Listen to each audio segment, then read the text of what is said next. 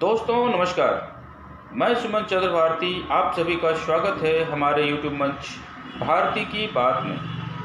भारती की बात में आज हम बात करेंगे ऐसे शख्स का जो आज के समय में हर न्यूज़पेपर और मीडिया पे छाया हुआ है। उसका नाम है महुआ मोइत्रा। ये महुआ मोइत्रा जो है पश्चिम बंगाल से तृणमूल कांग्रेस की सांसद है।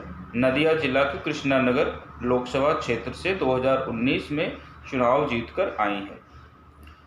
इससे पहले भी विधानसभा जीत चुकी हैं 2016 में करीमनगर से, और करीब 2010-11 से इन्होंने अपनी राजनीतिक कैरियर शुरू की।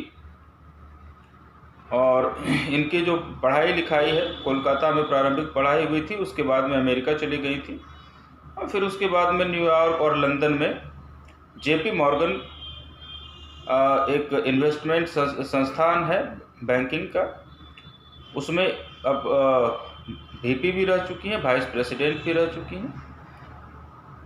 उसके बाद ये राजनीति ज्वाइन की 2010 में आकर।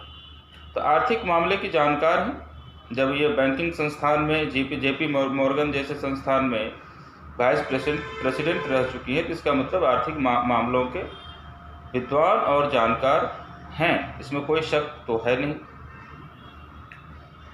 लेकिन आपको ये भी मालूम है कि जो आज की निज़ाम है, जो आज की हमारी सरकार है दिल्ली में, वो सारी बातें सह लेती है, सुन लेती है, पर अगर अदानी का कोई मामला उनसे चिपकाने का प्रयास किया जाए या अदानी के मामले में कोई सवाल किया जाए, तब सरकार उसे बर्दाश्त नहीं कर पाती। इससे पहले मैं आपको बताऊं कि राहुल गांधी भी अदानी के मामले में बहुत ही मुखरता से सवाल पूछते हैं सरकार से, संसद भवन में और संसद भवन के बाहर भी। तो आपको पता है कि भले वो एक छोटा सा मामला था जिसमें कि वो गुजरात में केस चला था मोदी सरनेम को लेकर के, और जिसके वजह से इनकी संसद सदस्यता छीन ली गई थी, पर मामला वो नहीं था, मामला अदानी वाला ही था। क्या है ना, सरकार को ये बहुत जोरों का झटका देता है जब कोई ये सवाल अदानी वाला पूछ लेता है। तो किसी न किसी वजह से, किसी न किसी कारण से संसद से दूर करना एक मकसद हो सकता है, ये मैं ऐसा सोचता हूँ। महुआ मोइत्रा के मामले में भी ऐसा ही हुआ है।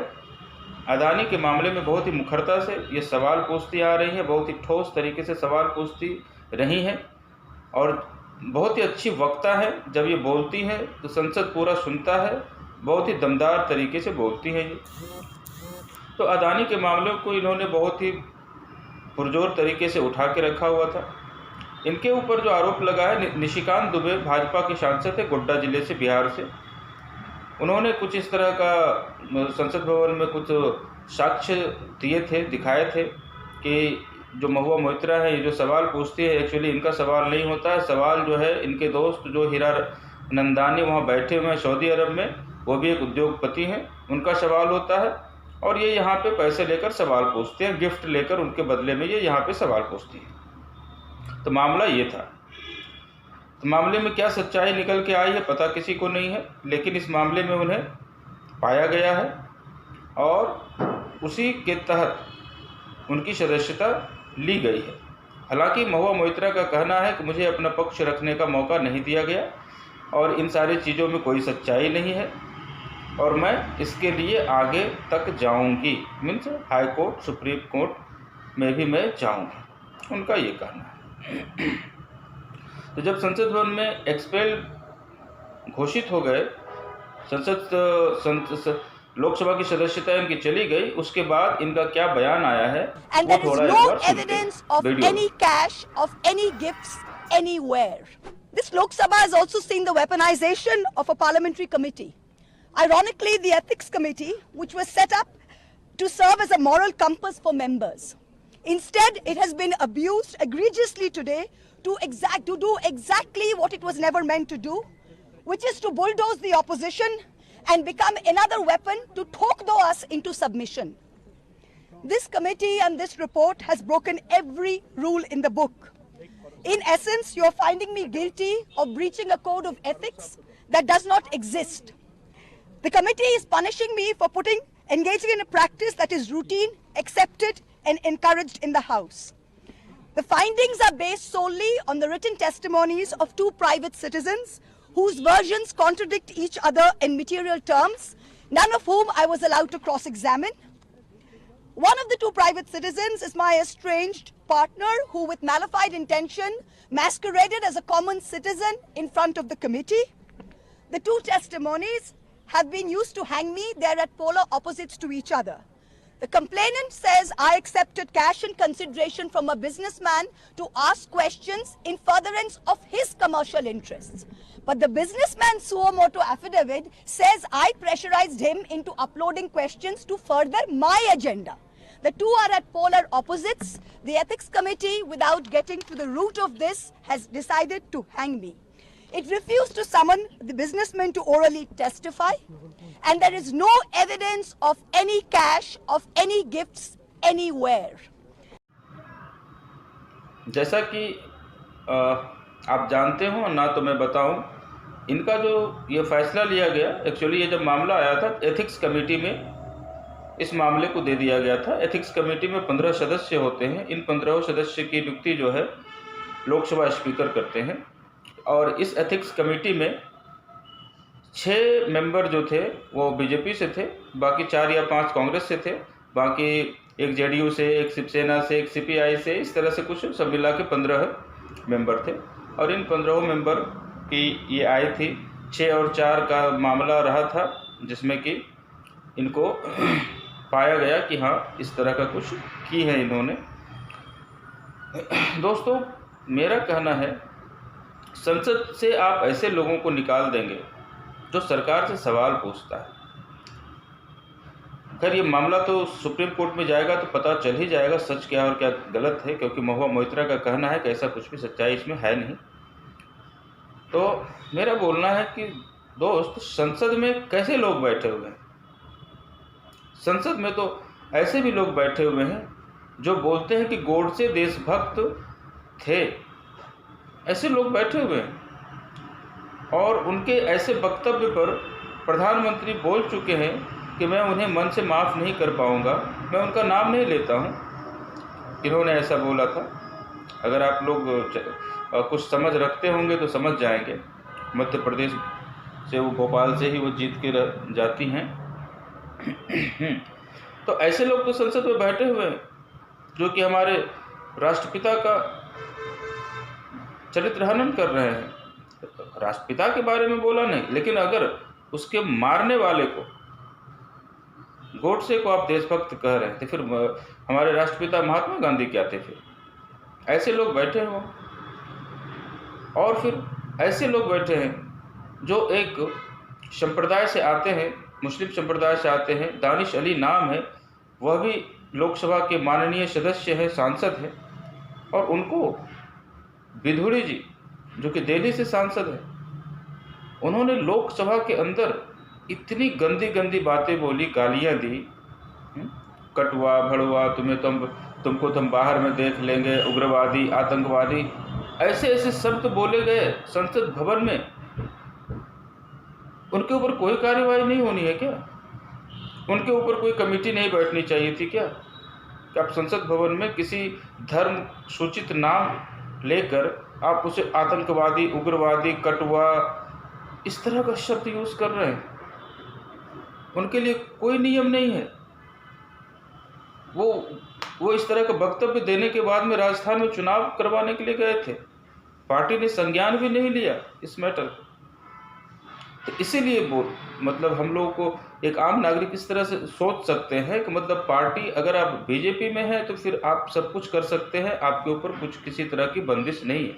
अगर आप दूसरे पार्टी में हैं, अपोजिशन में हैं, तो फिर आप थोड़ा सा भी कुछ गलती करेंगे तो वहाँ तो वो नज़र टिका के बैठे हुए हैं, चाहे ईडी हो, सीबीआई हो, इनकम टैक्स वाले हों, या फिर संसद भवन में लोकसभा स्पीकर बैठे हुए हैं। थोड़ी सी गलती पे आपको टांग दिया जाएगा। तो बहुत ही मुश्किल है अपोजिशन के लिए इस वक्त राजनीति करना। फिर भी अपोजिशन लड़ रही है, इतने बुरे दौर में भी हिम्मत जुटा रही है लड़ने की। आपको याद होगा संसद भवन में कैसे लोग हैं।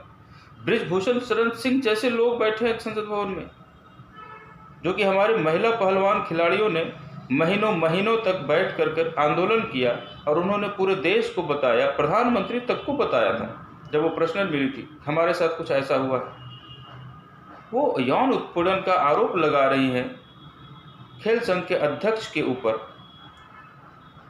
और वो आदमी अभी तक संसद भवन में है, उसके ऊपर कोई कार्रवाई नहीं हुई। ऐसे लोग संसद भवन में हैं। राहुल गांधी, महुआ मोइत्रा, ऐसे लोगों को इन लोग जो है बाहर करते हैं। ठीक है ना?